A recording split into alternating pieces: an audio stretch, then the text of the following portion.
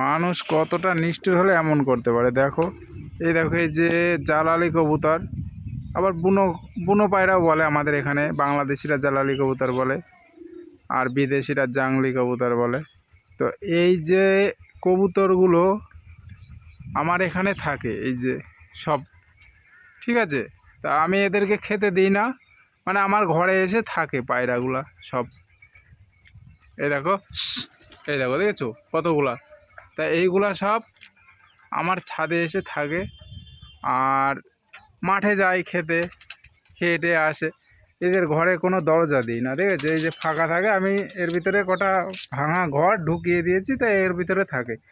আর এই যে এইগুলো আমার পায়রা, এগুলো সব আটকানো থাকে, এদেরকে আমি বাইরে ছাড়ি না হারিয়ে যাওয়ার ভয়তে।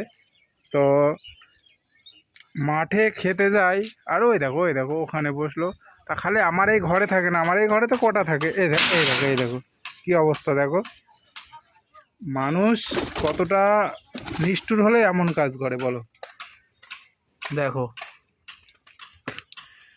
মানে বিষ খেয়ে এসছে খুব সম্ভবত, মনে হয় পায়রাটা। দেখেছো পায়রাটা আর উড়তে পারছে না, মরে যাবে। তা আমি ঘরে এসে দেখি এই অবস্থা পায়রাটার।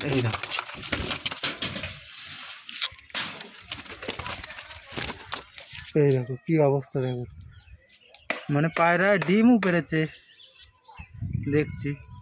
তা এ বিষ খেয়ে এসছে, আমি 100 মাঠের থেকে বিষ খেয়ে এসছে। তো